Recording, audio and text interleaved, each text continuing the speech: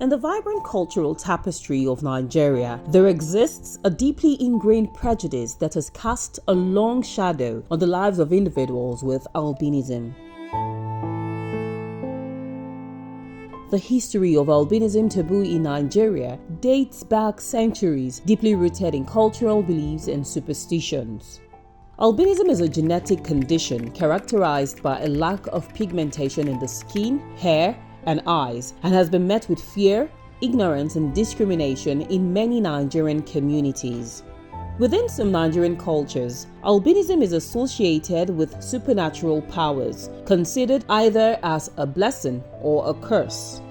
This belief stems from a long-standing cultural fascination with spiritualism and the occult. Individuals with albinism are sometimes viewed as sacred or possessing mystical abilities, leading to an absurd perception that ranges from reverence to fear. Conversely, in many communities, albinism is seen as a source of shame and stigma. The prevailing misconception that people with albinism are cursed or bring bad luck has perpetuated discrimination and ostracization. Such deeply ingrained beliefs have resulted in the marginalization of individuals with albinism, denying them equal opportunities and subjecting them to ridicule and exclusion. Like several marginalized groups in Nigeria, people with albinism are predominantly prone to discrimination, leaving them isolated. There have been instances where mothers of children with albinism are also persecuted for just giving birth to a child who is an albino. Studies show that women and girls with albinism are likely to experience more sexual violence due to persistent misconceptions. This violence is the result of erroneous beliefs, for example, that sexual intercourse with a woman with albinism can cure HIV and AIDS. Women are often blamed after giving birth to a child with albinism and are accused of being unfaithful or of bringing a curse to the family. As a result, they are rejected by their husbands and abandoned by their communities. They are often confined to poverty and further exposed to attacks and to other forms of violence and discrimination. Iponwosa Ero, a United Nations independent expert on albinism, shares her story. Growing up with albinism in Nigeria was a painful paradox. On the one hand, I received love and care at home from my family. On the other hand, I was living in a society that was generally hostile to people with albinism. I was very aware that I was different from a young age and that the difference was not a good thing in the society. So my childhood memories are a mixed bag of the pain that society can cause when they don't understand a condition, but also the power a family can have when they choose to love a child unconditionally. Medical experts say albinos in sub-Saharan Africa are 1,000 times more likely than the general population to develop skin cancer because of the partial or incomplete absence of melanin, a pigment responsible for the eye, hair, and skin color. In Nigeria, myths and discrimination associated with the condition make it far more difficult for albinos to get jobs and afford skin cancer treatments. Without the government support, about 4 million albinos in Nigeria could be at risk of skin cancer, according to aid groups.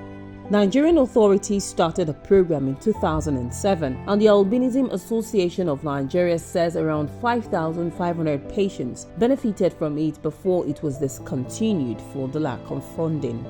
In an interview last year with Voice of America, Cynthia Ukachi says she has been a beneficiary of the scheme but is unable to continue with the treatment as the scheme has not been reinstated and she is unable to pay for the cost on her own as she fears for her life.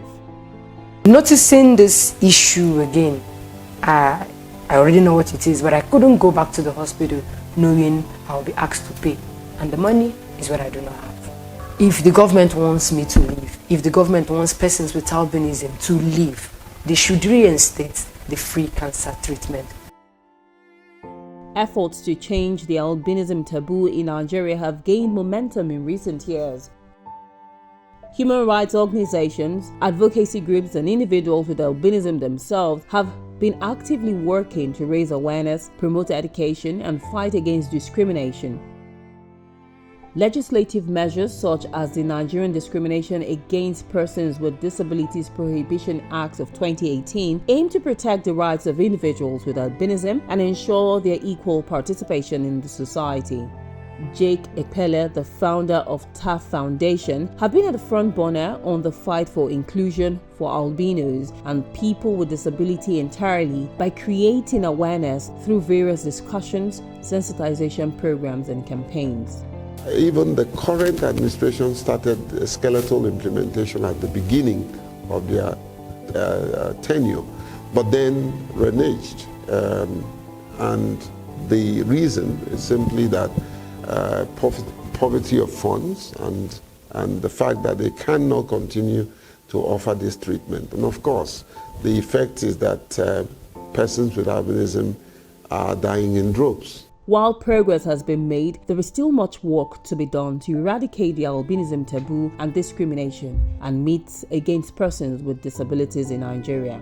Myth: that people with albinism don't die, they simply vanish. Fact: all people with albinism die like any other person. Myth: body parts of people with albinism make potent charms that make people rich and successful. Fact: this is a lie by witch doctors to enrich themselves at the expense of others. Myth: albinism is a punishment or a curse from the gods or ancestral spirits due to wrongs done in the family. Fact: albinism is a genetic condition that is passed from parents to children. Albinism in Nigeria is not just a medical condition, it is a social and human rights issue. The challenges faced by individuals with albinism are significant, but there is hope on the horizon.